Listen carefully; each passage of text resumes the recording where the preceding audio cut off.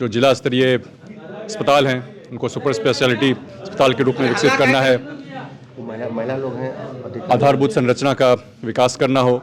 3,47,000 करोड़ का अब तक का बिहार का सबसे बड़ा बजट है। बिहार तरक्की के रास्ते पर है। नीतीश कुमार जी ने वैसे ही बिहार में कमाल किया हुआ है। बिहार आके लगता ही नहीं कि ये वही बिहार है। आज तो 1 लाख सड़कें सब जगह लगी, इंटरनेशनल स्टैंडर्ड की सड़कें बनी हुई।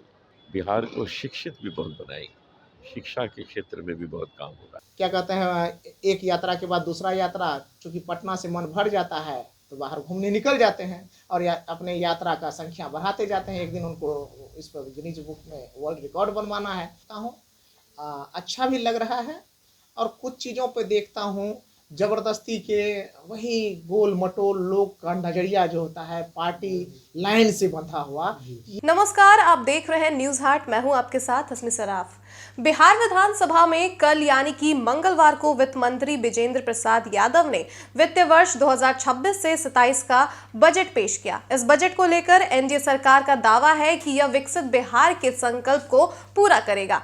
बिहार सरकार में मंत्री दीपक प्रकाश ने इस बजट की प्रशंसा की है। उन्होंने कहा है कि यह बजट प्रदेश के विकास को नई रफ्तार देगा। दरअसल भागलपुर में मंत्री दीपक प्रकाश ने कहा कि प्रधानमंत्री नरेंद्र मोदी और मुख्यमंत्री नीतीश कुमार के नेतृत्व में यह बजट बिहार को देश के अन्य विकसित राज्यों में शामिल करने के लक्ष्य के साथ पेश किया गया है। मुख्यमंत्री जी के नेतृत्व में लक्ष्य तय किया गया है बिहार को देश के अग्रणी राज्यों की श्रेणी में शामिल करने का। यह लगभग एक ऐसा बजट है जो हर सेक्टर में ग्रोथ दिखा रहा है। हर क्षेत्र में बजट में बढ़ोतरी देखने को मिल रही है। अलग अलग जिलों में जिला स्तरीय अस्पताल को सुपर स्पेशलिटी हॉस्पिटल के तौर पर तब्दील करना है। वह कहते हैं कि पंचायती राज विभाग की ओर से मेरा प्रयास है कि जन भागीदारी बढ़ाई जाए, स्थायी समिति को सशक्त करने का काम करना है और जिससे ग्रामीण इलाकों में लोगों को राहत मिले। उन्होंने कहा कि बिहार का बजट बिहार के विकास को नई रफ्तार देने वाला बजट है, जो कि राज्य के समग्र विकास और जन कल्याण के प्रति मजबूत संकल्प का प्रतीक है। इस बजट से विकास का संकल्प और जन कल्याण की प्रतिबद्धता तय होती है।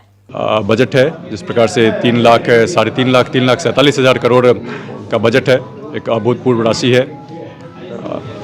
हर क्षेत्र में बढ़त में बढ़ोतरी देखने को मिल रही है।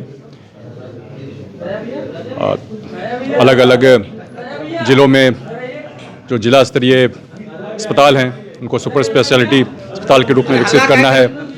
महिला लोग हैं, आधारभूत संरचना का विकास करना हो। आपके विभाग का क्या लेआउट? विभाग का सबसे पहले तो जिस प्रकार से केंद्र का बजट आया है 16वें वित्त आयोग की अनुशंसा के बाद जो राशि मिलती है विभाग को, पंचायती राज विभाग को, उसके माध्यम से और बेहतरी आएगी योजनाओं के क्रियान्वयन में और साथ ही साथ युवाओं के रोजगार के सृजन की बात हो, योजनाएं बेहतर ढंग से उनका क्रियान्वयन हो पाए। इन सभी चीज़ों को देखते हुए और क्या बेहतर किया जा सकता है, आगे टेक्नोलॉजी का किस प्रकार से बेहतर इस्तेमाल किया जा सकता है, पारदर्शिता किस प्रकार से बढ़ाई जा सकती है सिस्टम में, इन सभी चीज़ों को देखते हुए बजट जो आया है बिल्कुल। वहीं हम आपको ये बता दें कि मशहूर भजन गायक अनूप जलोटा ने भी बजट को लेकर नीतीश सरकार और केंद्र सरकार की जमकर सराहना की है। उन्होंने कहा कि मुख्यमंत्री नीतीश कुमार के नेतृत्व में बिहार में अभूतपूर्व बदलाव देखने को मिला। बिहार आकर अब ऐसा महसूस नहीं होता है कि यह वही पुराना बिहार है। नीतीश कुमार जी ने वैसे ही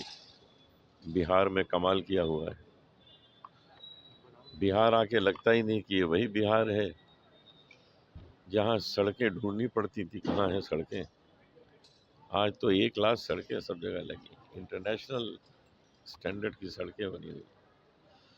ये सब अच्छे बजट का ही असर है।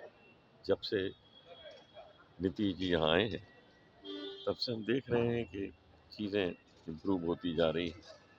बजट में नए नए प्रावधान आते हैं, बजट में नई नई सुविधाएं आ रही हैं जो यहाँ बिहार को शिक्षित भी बहुत बनाएगी, शिक्षा के क्षेत्र में भी बहुत काम हो रहा है।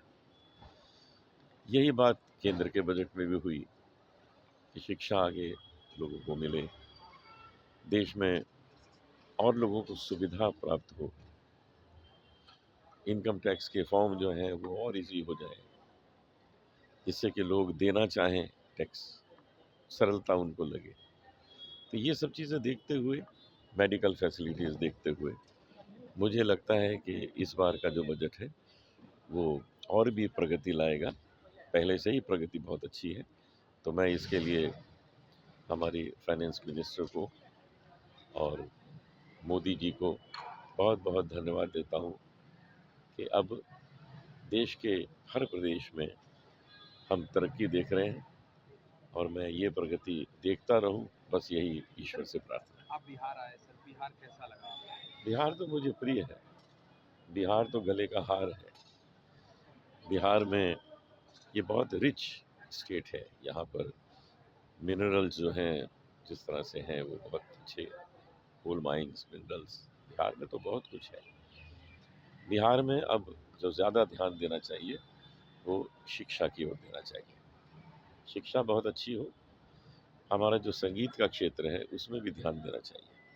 संगीत में जो कविताएं हैं, लिरिक्स हैं, उनको और अच्छा होना चाहिए।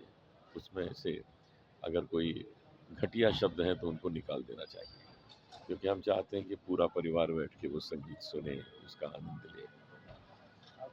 तो बहुत तरक्की है। और बिहार में कल मैं भागलपुर में था, स्वर्गीय बब्बन शर्मा जी के निधन होने के बाद मैं श्रद्धांजलि देने आया था, तो वहाँ पर मैंने कुछ भजन गाए। और वैसे भी जब जब यहाँ आता हूँ तो मुझे बहुत अच्छा लगता है, पहले से ज़्यादा अच्छा लगता है। सर अगर फिल्म इंडस्ट्री की बात की जाए सर, तो बिहार में अपार संभावनाएं हैं सर, लेकिन वो पहचान नहीं मिल पाई है सर, जो उत्तर प्रदेश को फिल्मी जगत में मिला सर, मुंबई को मिला, बिहार को नहीं मिल पाया सर, यूथ को भी पर्याप्त मौका नहीं मिल पाया सर, क्या कहेंगे? देखिए, एक चीज़ बहुत आवश्यक है कि जो एजुकेशन है, आज जो फिल्में भी बन रही हैं उसमें सब जो लोग पढ़े लिखे एक्टर एक्ट्रेसेस आ रहे हैं, एजुकेटेड आ रहे हैं। तो मैं ये चाहूँगा कि यहाँ शिक्षा प्रणाली जो है, शिक्षा की जो नीति है, उसमें और भी तरक्की की जाए। उसके बाद यहाँ के जो टैलेंट्स हैं वो और पनपेंगे, टैलेंट्स और आगे आएंगे और उन्हें फिल्म इंडस्ट्री में और अच्छे चांस मिलेंगे। वैसे भी बिहार के लोग यहाँ अच्छे आए हैं इंडस्ट्री में, उन्होंने अच्छा नाम किया है। बिहार में आम बजट पर पूर्व केंद्र मंत्री शाहनवाज हुसैन का भी रिएक्शन सामने आया है। उन्होंने बताया कि बिहार में अब विकास की गति आएगी। विजेंद्र यादव मंत्री जी ने बेहतर बजट पेश किया है, उनको बधाई है, वो ऐसा कहते हैं। वो कहते हैं कि बिहार को पहली बुलेट ट्रेन मिल गई है और इस पर उन्होंने रेल मंत्री को बधाई दी है, कहा कि बहुत बड़ी उपलब्धि है। राहुल गांधी के द्वारा ट्रेड डील को लेकर प्रधानमंत्री पर किए सवाल पर शाहनवाज हुसैन ने कहा कि राहुल गांधी पूरी तरह से विपक्ष के नेता की जिम्मेदारी नहीं निभा रहे। उन्होंने राहुल गांधी पर निशाना साधा है। बेहतरीन बजट विजेंद्र यादव जी ने पेश किया है। मैं अभी तो लोगो था ही नहीं, कल 3,47,000 ना, कल बिहार के वित्त मंत्री श्री विजेंद्र यादव जी ने बेहतरीन बजट पेश किया है। 3,47,000 करोड़ का अब तक का बिहार का सबसे बड़ा बजट है। बिहार तरक्की के रास्ते पर है, केंद्र से भी सहयोग पूरा मिल रहा है और बेहतरीन बजट पेश करने के लिए विजेंद्र यादव जी को बधाई देते हैं और रेल मंत्री और वित्त मंत्री और प्रधानमंत्री को भी बहुत धन्यवाद देते हैं कि बिहार में पहली बुलेट ट्रेन बिहार को मिल गई है और बनारस से, वाराणसी से पटना होते हुए किशनगंज तक जाएगी, यानी बिहार में किशनगंज, आगे सिलीगुड़ी। तो ये बहुत बड़ी उपलब्धि है। केंद्र और राज्य सरकार दोनों मिलकर बिहार की तरक्की के लिए काम कर रही है। इसके साथ ही हम आपको बता दें कि जहां एक ओर एनडीए के नेता इस बजट से बहुत खुश हैं, तो वहीं दूसरी तरफ विपक्ष के नेताओं में बजट को लेकर नाराजगी है।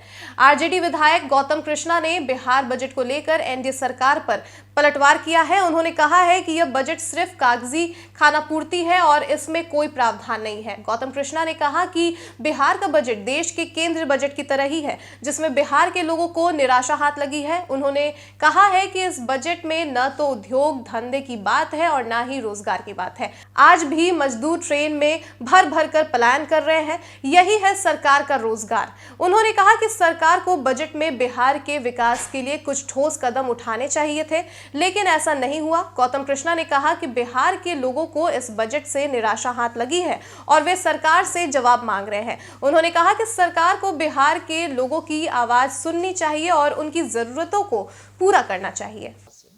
इनको बड़ी उम्मीद थी कि कोसी के पिछड़े हुए इलाकों के लिए कुछ विशेष प्रावधान किए जाएंगे, रोजगार के अवसर सृजित किए जाएंगे। पलायन जो कोसी के सबसे ज्यादा लोग बाहर के प्रदेशों में जाकर के अपना जीविका का तलाश करते हैं, रोजी रोटी कमाते हैं, बदसलूकी का शिकार होते हैं, अपनों से दूर रह कर के परिवार के लिए धन इकट्ठा करते हैं। मुझे उम्मीद थी कि माननीय वित्त मंत्री साहब और बिहार सरकार की कुछ दया दृष्टि इन पे होगी। तो खास करके मैं महसी विधानसभा और कोसी कछार के इलाका से होने के नाते मुझे बड़ी निराशा हुई। और जहाँ तक पूरे बजट के संदर्भ में देखूं तो वही गोल मटोल बातें करके इसको रख दिया गया। और इतने कम समय में 10-12 मिनट में क्या क्या बजट के क्या प्रावधान हुए, कहाँ उद्योग लगा रहे हैं, कहाँ रोजगार सृजन कर रहे हैं, कहाँ क्या कर रहे हैं, कहाँ आधारभूत ढांचा तैयार करने रहे। भैया इतना जल्दबाजी में बजट को आपने क्या किया? मुझे तो लगा कि मेरे जैसे आदमी को, नए नवेले आदमी को हो सकता है समझ में न आया हो। पुराने आदमी बताएंगे कि क्या क्या समझ में उनको बजट आया। भैया 12 मिनट के बजट में क्या समझ में आया बजट। तो स्पष्ट रूप से मैं कहता हूँ कि ये सरकार निश्चित रूप से, जैसे केंद्र की बजट आई परसों, तो उसमें बिहार को हताशा मिला, निराशा मिला। सारे जो लोगों की कयास थे वो चीज धूमिल हो गया। सबको लग रहा था कि गठजोड़ की सरकार है, प्रचंड साजिश वाली सरकार को निश्चित रूप से उसको सरकार जो बनी है प्रचंड साजिश के दौर में, तो इस दौर में बिहार को कुछ विशेष पैकेज मिलेगा, स्पेशल स्टेटस मिलेगा, लेकिन ऐसा कुछ नहीं मिला।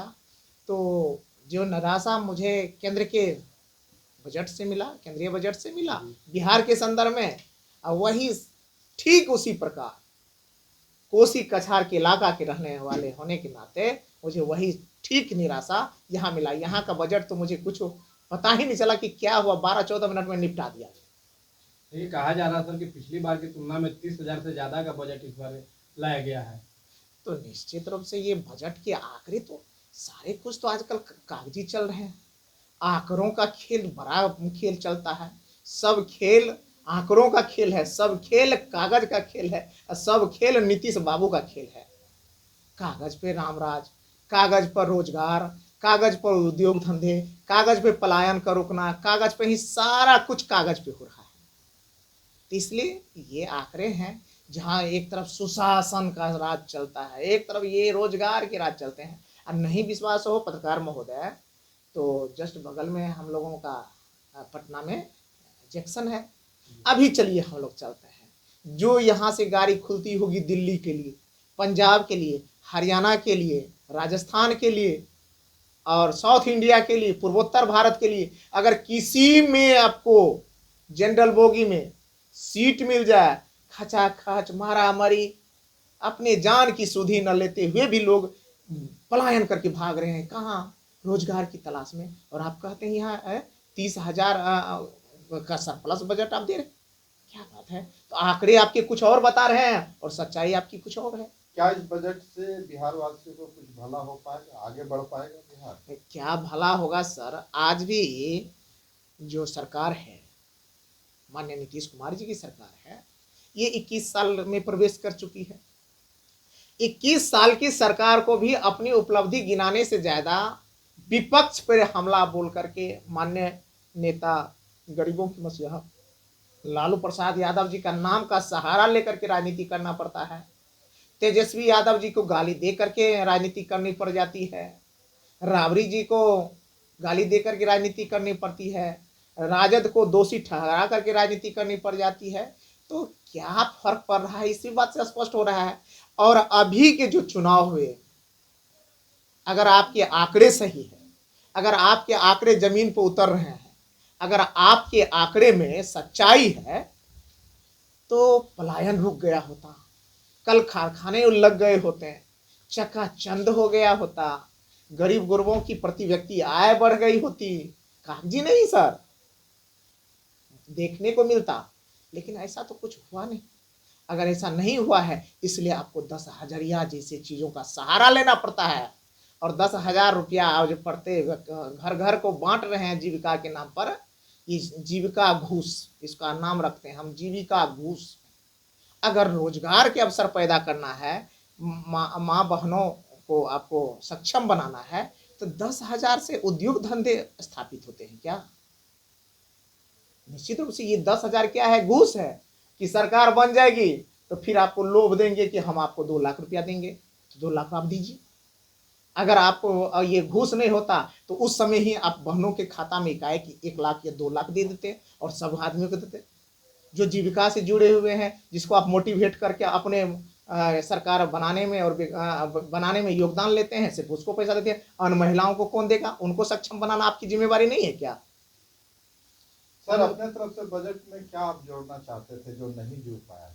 हम तो यही चाहते थे, और मैंने स्पष्ट किया पहले ही, कोसी कछार के इलाका में आता हूँ, वहाँ से आता हूँ।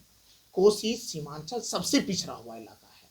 अगर आप जाएंगे पत्रकार महोदय, अभी भी अगर 1947 से पहले के दृश्य आप लोगों को देखना हो कि 1947 से पहले लोग कैसे गांव में रहते थे, कैसे बैलगाड़ी से जाते थे, कैसे पगडंडी से जाते थे, कैसे अंधेरे में रहते थे, कैसे दवा के एक छोटे छोटे टिकिया पेट दर्द में भी लोगों की डेथ हो जाती थी, कैसे प्रसव पीड़ा से कराहती हुई बहन की जान चली जाती थी, कैसे बच्चों आज भी बिना छत और स्कूल के विद्यालय में पैर के नीचे पढ़ रहे हैं। आज भी लगता होगा कि कोई क्या रास्ता नहीं हो, खेत से खलिहान से नीचे से निकल के जाना होता है। अगर आज भी देखना हो तो कोसी कछार का इलाका देखिए, सीमांचल में बड़ी पलायन होते हैं, उनको देखिए। तो इन चीज़ों पे मैं ज़्यादा स्पेशल अटेंशन चाह रहा था। सर, तेजस्वी यादव सदन में नहीं आते हैं तो तब हमेशा सवाल उठता है। आज भी नेता प्रतिपक्ष सदन में नहीं आए थे, जिसको लेकर सत्ता पक्ष का कहना है कि फिर उनका वही पुराना रवैया शुरू गया। नहीं, आपने देखा नहीं, माननीय नेता प्रतिपक्ष तेजस्वी जी आज भी सदन आए हैं, लेकिन जो सदन की कार्यवाही होती है वो अपने अनुसार होती है। पहले क्या कहते हैं, सदस्यों का शपथ था जो नहीं थे, बाद में अन्य चीज़ों की चर्चा थी, लेकिन हमारे नेता माननीय नेता तेजस्वी जी आज सदन आए हैं। और आप देखिए कि पिछले 5 तारीख को अब उनका राज्यपाल के अभिभाषण पर उनका जवाब होगा, आप उसको भी देखेंगे। सर, पहली बार आप सदन में आए, क्या कुछ अनुभव हुआ इस बजट में आपको? निश्चित रूप से पहली बार आया हूँ, लेकिन चुनाव तो तीसरे बार हुआ है। पहले दफा हारा, दूसरे बार हरा दिया गया साजिशन, और इस बार साजिश की प्रचंड दौर में भी लोगों के आशीर्वाद ने मुझे जिता दिया। सरकार तो इस बार भी चाह रही थी हार जाए, उसके सारे तंत्र लगे हुए थे, लेकिन लोगों का, आप सभी का इतना आशीर्वाद ही मिला कि उस आशीर्वाद के बदौलत इस प्रचंड साजिश के दौर में भी जीतने का सौभाग्य मिला। सदन के अंदर आया तो एक नया अनुभूति, एक नया जीवन में कुछ चीज़ सीख भी रहा हूँ। ऐसी बात नहीं है कि मैं सब कुछ जानता हूँ, आया हूँ, बहुत कुछ सीखने का मौका मिल रहा। बड़े अच्छे बुजुर्ग सीनियर लीडर भी हैं, उनसे भी सीखता हूँ। संसदीय जो गरिमा है, परंपरा है, उनको भी सीखता हूँ। अच्छा भी लग रहा है। और कुछ चीज़ों पे देखता हूँ जबरदस्ती के वही गोल मटोल लोग का नज़रिया जो होता है, पार्टी लाइन से बंधा हुआ, ये मुझे लगता है कि कम से कम लोकतंत्र के मंदिर में थोड़ा नज़रिया खुला हुआ होना चाहिए। लोकतंत्र की इस पवित्र मंदिर में, लोकतंत्र की इस जन कल्याणकारी मंदिर में लोगों को थोड़ा सा पार्टी के क्या कहता है चीज़ों से ऊपर उठ करके भी मानवता के सवाल पर, अनुशासन क्या कहता है, शांति व्यवस्था के सवाल पर, विकास के सवाल पर, और क्या कहता है बहन बेटियों के सवाल पर, रोजगार के सवाल पर लोगों को ऊपर उठ करके भी बोलना चाहिए। ये मुझे लगता है कि हर कुछ में वही ताली बजाना, हम सत्ता पक्ष के हैं तो ताली बजा करके वाह वाही कर रहे हैं, भले वो झूठा ही क्यों ना। जैसे मैं कह रहा हूँ, कल राज्यपाल महोदय का अभिभाषण चल रहा था, ठीक है, और कह रहे हैं कि बिहार में सुशासन का राज चल रहा है, सुशासन का राज चल रहा है। हम देख रहे हैं अभी हमारी नीट छात्रा बहन गायत्री की क्या बलात्कार करके हत्या कर दी गई। खगड़िया में मासूम बच्ची के बलात्कार करके हत्या कर दिया गया। मधेपुरा में बहन हिना परवीन का बलात्कार करके हत्या कर दिया गया। अभी सूरज बिहारी जी का पूर्णिया में हत्या कर दिया गया। अभी रोज हत्या, रोज बलात्कार, रोज भ्रष्टाचार का आलम चल रहा है। तब भी हम गुणगान कर रहे हैं सुशासन चल रहा है, सुशासन, और उनके जो क्या कहते हैं अंधभक्त हैं वो ताली पीट रहे हैं, वाह वाह वाह वाह वाह वाह वाह वाह। तो ये मैं नहीं चाहता हूँ। मुझे लगता है कि इनसे थोड़ा सा लोगों को ये होना चाहिए कि अच्छे को अच्छा, बुरे को बुरा करने की साहस होनी चाहिए। सर एक आखिरी सवाल होगा, आपने नीट छात्रा के जिक्र किया, इसकी जांच अब सीबीआई से कराई जा रही है सर, कैसे देखते हैं सर इसको? तो चलिए, कम से कम बिहार सरकार ने इतना साहस किया कि सीबीआई को रिकमेंड किया, और मैं आपको जानकारी देना चाहता हूँ कि सबसे पहले सीबीआई का मांग मैंने किया था। ये चूँकि मुझे लग रहा था कि एसआईटी फैसाइटी कोई काम नहीं करेगा, ये सब लिपापोती करेगा, लेकिन हुआ भी क्या, लिपापोती कर दिया, तब सीबीआई को थमा दिया। हम पिछले 19 तारीख को ही जहानाबाद गए थे पीड़िता के घर पर, उनके परिजनों से मिल करके ही हम बात को रखे थे मीडिया के सामने में कि एसआईटी फैसाइटी से कुछ होने वाला नहीं है। अगर सरकार निष्पक्ष न्याय चाहती है तो जो उसका बिहार पुलिस सही से न्याय नहीं दे पाएगी, इसलिए सीबीआई को कम से कम रिकमेंड करे। तो खैर उसको रिकमेंड किया, तो चलो इतना तो साहस किए बिहार पुलिस,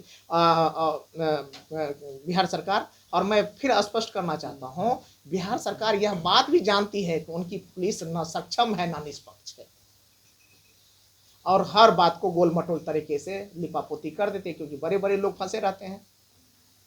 यही कहना चाहता हूँ, और क्या कहूँगा, बिहार में सुशासन है, रात दिन मर्डर हो रहा है। तो कैसा सुशासन भैया? इस सुशासन में हर दिन मर्डर, हर दिन बलात्कार, और एक बात और स्पष्ट रूप से कहते हैं कि जितने भी योजना का जिक्र हुआ, इसमें मुख्यमंत्री भ्रष्टाचार योजना सबसे ज़्यादा फल फूल रहा है 21 साल। मुख्यमंत्री भ्रष्टाचार योजना पर कुछ नहीं बोलते हैं लोग। हम तो कहते हैं उस पर जांच होनी चाहिए। अत्याचार पर माननीय मुख्यमंत्री जी लगातार क्या कहते हैं, एक यात्रा के बाद दूसरा यात्रा, चूँकि पटना से मन भर जाता है तो बाहर घूमने निकल जाते हैं, और अपने यात्रा का संख्या बढ़ाते जाते हैं। एक दिन उनको इस पर गिनीज बुक में वर्ल्ड रिकॉर्ड बनवाना है, कितना यात्रा मैंने किया। आपको अगर यात्रा करनी है तो भ्रष्टाचार पर समीक्षा यात्रा कीजिए, बहन बेटियों की सुरक्षा पर यात्रा कीजिए, क्या कहता है, बलात्कार और हत्या पर सुरक्षा यात्रा कीजिए। ये करिए ना, ताकि लोगों का भला हो। तो आपको बता दें कि कल विधानसभा में बिहार का बजट पेश होने के बाद तमाम दल के नेताओं की मिलीजुली प्रतिक्रियाएं सामने आ रही है।